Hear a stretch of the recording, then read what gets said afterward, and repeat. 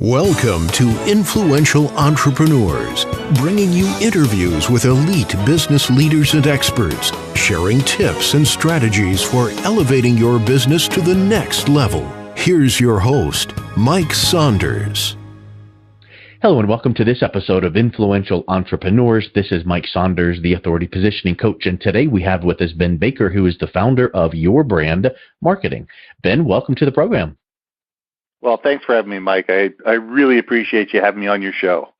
You're welcome. And, I was looking forward to this, and I love talking about branding and personal brands and corporate brands because I think that a lot of people hear that word brand and they think, multiple dollar signs. And in reality, there's, the big brands out there that spend a lot of money on branding, but when it boils down to it, even some of the corporate initiatives can really be enhanced with personal branding. So I know that's where your passion is. So give us a little bit of background on yourself, and then let's talk about your new book that you have coming out and everything branding. Yeah, it's perfect. I started off in the marketing business, about 22, 24 years ago. Started off in direct mail. So, back then I killed a lot of trees. We did, $250,000, $500,000 piece runs of large catalogs and stuff like that. And, really got into promotional marketing in terms of bumping mail. We got into trade show development. We got into a whole bunch of information. And, and as you get along and as the world becomes more technical, you change with it.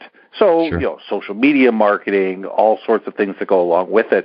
But my belief has always been you communicate in the way that makes best sense for your client. It's not what makes best sense for you. It's what makes best sense for your client. You want to make it easy for them to understand what you do, why you do it, who you do it for, and really why they should care. So if they're on Snapchat, be on Snapchat. If they're not on Snapchat, why are you there? Yeah. I work with companies to tell their story. Whether it's corporate branding or it's personal branding, it's really about telling the story about who you are, what you do, and why you do it. The word branding, everybody gets all caught up with a logo. The logo is nothing more than a placeholder. It's something to sit there and say, oh, yeah, I remember what these guys are all about. But the brand itself is what you believe. It's interesting you say that because in marketing, I teach marketing for several universities, and there's the 4 P's of marketing, and one of the P's is positioning, and that is how your brand is perceived in the mind of the consumer. So that goes to brand loyalty, and it's not, positioning of the color of your logo. And too many people think that that's what it is my website, my logo, my everything else. But in reality, it's what do people think about when they hear your name, your brand? And it really comes down to that story, that message to market. And it's, and I know that you really dive in deep with that because in reality, if someone had nothing and it was a blank piece of paper and they say, help me from scratch, I would venture to say you would not say, what's your favorite color? Let's talk about the logo. You would be talking about, let's get that message to market down pat. Who's your target audience? And then once all that is now pristine, okay, now from that, let's figure out what website colors and branding and logo and all of that, because then that becomes the complement to the story. Oh, yeah. The logo is absolutely the last thing that we do. It is the absolute last thing that we do in the entire process.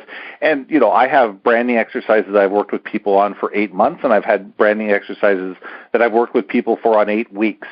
Yeah. And it really comes down to the size of the company, the scope, how complex their customer, journey is, who are they trying to communicate with, and what do they want these people to think about them when they're not in the room? I think, Jeff Bezos from Amazon said it best. Your brand is who you are when you're not in the room. It's how people think about you. It's kind of like that kind of gets down to on the personal side, your character. Your character is who you are and how you act when no one is around. Well, that's the same thing with what you said about the brand. It's like when you're not around, what are people really saying or thinking about your brand? So that gets down to the story. So what I would like to ask is when you start working with a new client, typically they are not startups. They are well established. And I would suspect that they've got a little bit of momentum going in their business. So you almost need to unravel some things, right? Would you ever find where you say, look, this story, this branding, this messaging is just not working. We need to, start from scratch. And then I'm sure you find some resistance that way. They're like, well, we need to stick to the cores, right? Yeah, it's interesting because the first thing that we do when we work with any client is something called insight and discovery, where we really do a deep dive into, is their brand effective today? First of all, where are you in the journey? Because people come to me with a problem. They say we're not communicating properly. People don't understand what we're doing. There's a whole bunch of different red flags that come up. And the question is, do you need to rebrand or do you just need to reposition? Yeah, and there's like a big difference between that. And the thing is, you've got these 35 and 40 and 50 and sometimes 75-year-old companies that are still telling the story that they did 35, 50, 75 years ago. And they've changed. Their clients have changed. The product has changed. The offering has changed. The values have changed. But they're still telling the same story. Yeah. So it's a matter of bringing them to a period where they can tell a story of saying, this is where we were, this is where we are, and this is where we're going, and work with them on that premise and that, that ability to communicate that value both externally to your clients, but also internally to your internal clients, your employees. Because if your employees don't understand the direction where you're going and what your real value is, how can they tell it to anybody else? Well, that's a really huge point, and you get into that concept with leadership, people that go, boy, you can't have one horse pulling in one direction, the other horse pulling the other. You're working against each other. So if that message to market is not congruent, given, the people in the ivory tower came up with this message to market, but our frontline salespeople, they're out there seeing something totally different, and it doesn't work that way. So what do you find is most effective to make sure that everyone gets on the same page regarding getting that messaging and that story down, Pat? Well, an exercise that we go through at the very beginning is, an understanding of where people's headspace is at, where we'll run several groups. It all depends on the size of the organization, obviously, but you'll run several organizations and several groups, and you run the C-suite, the management team, and then the people that are actually doing the job on a regular basis. And you'll run them through the same branding exercise of tell me about the company, tell me about what you do, tell me about the history of the company, tell me what you do today. Where is your value? Who are your clients? And we'll go through all those type of questions, and we'll write it all down. And then we bring everybody to the table, and we put these pieces of paper up on the board, and 9 times out of 10, they don't match. And that's where you start. That's where you start sitting there going, okay, now we realize that there's a disconnect between what people are thinking on the front lines and what the managers are saying and what the managers are telling the people up in the C-suite. And a lot of it comes down to the fact that people are afraid to tell bad news up top. Yeah. And that's reality. And that's a cultural issue, and that has to be dealt with. But a lot of it comes down to the fact that there's a real disconnect between what senior management believes and how they communicate it down to the floor. So if there's that lack of communication on the inside, you're going to have a real big problem with your clients not understanding what you do because your internal employees don't know what you do. So there's all that type of brand confusion. So that's where we really start. We start with digging in and then going into a deep dive and sit there going, okay, what do you really do? Who do you really do it for? And it might be interviewing clients. It might be doing, some surveys. It may be, doing some research out in the market and finding out who's the competitors, how are they positioned, how are they being perceived in the marketplace. And, it all comes down to budget, obviously. Yeah. But that typical process can be $25,000 to $50,000 to $75,000, or more, depending on the size of the organization. And once you have that material with you, then the process starts. Then you can start with the branding, because until you see where are we today, what are the thought processes today, how are we perceived in the market today, you have no ability to be able to understand how you're going to get to where you want to be. Because you have to understand where your starting position is and what you're measuring against before you can start moving forward. Because then the gap becomes apparent. Absolutely. Yeah. So I've heard it said many times that when you confuse, you lose, or a confused mind doesn't buy. And I know that you say that when you can codify and communicate your brand, you become more influential because of a higher level of trust. So that's what we're talking about here. But you ever heard that process where people say, okay, to get to the bottom line of something, in conversation, you ask them, oh, that's a good point. Why is that important to you? Oh, that's really excellent. Why is that? And you kind of go down and down. Finally, you get to the nugget of truth where it's like, this is the real thing.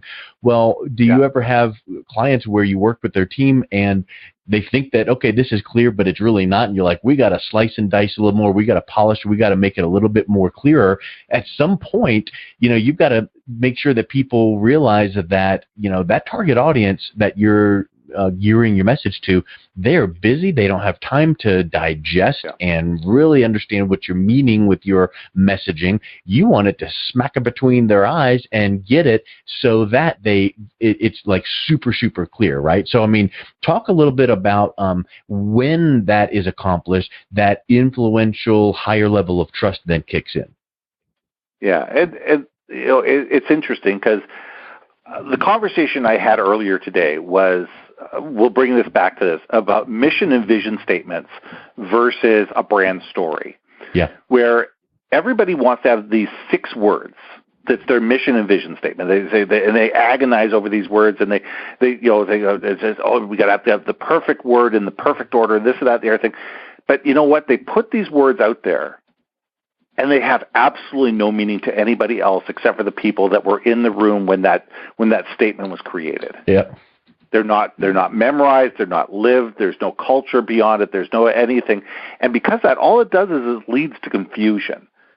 But in the thing, if you can take those 6 words and tell the story around them, it's back to what you said. It's the why. Why do we think the way we think? Why do we believe the way we believe? And if you can weave it into a story, it's the basic premise of that story that's important. You want everybody in the office and everybody that you talk to be able to tell that story in a simple way. And it's, where are we? Where were we? Where are we going?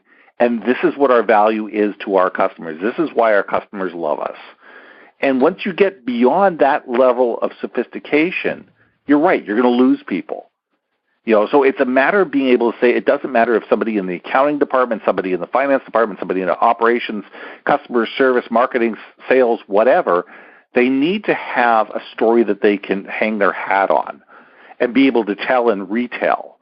And if it's simple enough, they may not get every word right, and it doesn't matter if they get every word right. If they get the gist of the story and the basic premise of the story, and they bring their own thought and soul into that story, it will resonate. Yeah. And so that's the important thing, is it's to make the story personal to the people that are both hearing it and the people that will tell it. Because if you can do that, then it's something that will live on for a long time. Yeah, I agree 1,000%. And I do recognize that it sounds really easy to say that, but then if someone grabs a pen and paper or a blank Word document and a keyboard and says, okay, here goes my story, and then here comes the disconnect, right? So that's where you need a little bit of guidance to help formulate that effectively. Exactly. My story is simple as says, I help clients to not be a commodity, but rather to be a brand to love. It's that simple. Yeah. It's really that simple. And did I say it perfectly exactly the same way that's on my website? No, I didn't. But you know what? The basic concept is there. Yep. And it's, we want people to stop being commodities, and we want them to start to be brands that people love. And it's got to be that simple and that straightforward. And that in itself is only a 12-word or 14-word story, but it gets people saying, well, what do you mean by that? And then you can go move from there. Yeah, it's kind of like the old tell me your unique selling proposition or the 6-second elevator speech. You don't want to tell them your whole life history, brand story all in one, at the chamber mixer. They don't have time for that. But if you can make that one statement, that one line, and have that be intriguing enough for them to go, ooh, that's kind of different. What do you mean by that? Or how do you do that? Then it could either open up for a conversation or to go, oh, you know what? Why don't we grab a coffee next week? And so I think that you're kind of leading them on and drawing them and attracting them through that process. And, we mentioned buyer's journey before. I think that, a sales team might feel compelled to just unload and dump everything they know about every feature and benefit and think, yay, I'm going to make a sale. But in reality, people feel confused and overwhelmed. But you want to just leave that nugget and have them wanting more and just kind of draw them in and have that line of questioning such that when they understand question number one, it kind of opens the door to go, well, now how do we accomplish this or do that? Or now question number two comes up and you can kind of draw them through. So do you find that telling that brand story, there's an aspect of pulling rather than pushing? Yeah, and it's got to be a pull. It's because the pull is what builds the trust. Yeah. It's that influence through trust. And it's people, as you said, people don't feel like they're constantly being sold. And people today, everybody thinks they're being sold. That's why people don't return voicemails. That's why people don't return emails. Yeah. That's why people, get all this information and do absolutely nothing with it because everybody's afraid that somebody's going to sell them something. Well, guess what? We are all selling all the time. I don't care who you are. You're selling you. If you're not selling a product and you're not selling a service, you're selling yourself. So we're all in sales. It doesn't matter which of the 8 billion people there are in the world, everybody is selling something at some point in their life. So sales is not a dirty word. Sales is a way of communicating trust. It's a way of getting people to understand that you have something that they might find valuable. And if they find it valuable, they'll come and ask more information. If they don't find it valuable, that's okay. You can't sell to everybody. So you move on to the next person. Yeah. But it's a matter of if you're constantly out there pushing and you're constantly out there, feature dumping, nobody cares anymore. Nobody wants to hear it. Yep, I often say this, and I know you probably heard it out on the speaker circuit. I heard it first from a Brian Tracy seminar, and he says, "What is everyone's favorite radio station?" And people, kind of like, "Oh, it's whatever." And he's like, "It's WIIFM. What's in it for me?" And when we can broadcast and advertise, quote unquote, on that station, and take all the I's out of it, well, I feel like you'd be able to have that, and my team, I's and my's out of that. Now, all of a sudden, if you can tell them what's in it for them, what are they going to get? What's the value they get? What's the problem they get to have solved with potentially using this solution? Now they're going to listen a little bit more, and it doesn't give you the license to product dump, but it gives you the license to tell them a little bit more and then have them ask another question. So I think that's a really great piece of advice that you bring up. Let's wrap up with, tell us about your brand new book, Powerful Personal Brands. Yeah, it's called Powerful Personal Brands. It's a hands-on guide to understanding yours. It's a 200-plus page workbook. So what I've done is I've taken a look at a lot of different situations where people come into the market, they network, they apply for jobs, they apply for raises or whatever, and they communicate their value ineffectively. They don't understand who they are. They don't understand their value to others. They don't understand how to communicate that. This book is trying to help people be there. So what I've done is I've gone and I've told a bunch of different stories. And with those stories, at the end of every chapter, I'll ask you a question. I'll also say, so who were the top 3 people that influenced your life and why? And all of a sudden, there's 2 pages there for you to put your information down. So it's getting you not only to understand what my thought process is, but it's understanding how does that relate to you and how does that help make you better. And it allows you to codify your brand and understand it better so you can say, these are the things that are important to me, these are the things that aren't important to me, these are the things I value, and these are the things I don't. And be able to communicate it on an effective basis. So that's what the goal of the book is. The book is actually at pre-order right now on Kindle. The actual book will be out in September, but it's available right now on my website. I've got a free download chapter that's available on my website at yourbrandmarketing.com/author. So if you just go to the author section at the top of my website at yourbrandmarketing.com, You'll be able to see there's a one chapter that you can download for free. Have a look at it. If you like it, you can order it on Amazon, and I put all the links there to be able to order the Kindle right away. And the links for the book will be up in about 3 weeks. Excellent. Well, Ben, it's so great to chat with you. Thanks for your time, and I really look forward to checking out your book. Hey, thanks a lot, Mike. Thanks for having me on the show. You've been listening to Influential Entrepreneurs with Mike Saunders. To learn more about the resources mentioned on today's show or listen to past episodes, visit www.influentialentrepreneurssradio.com.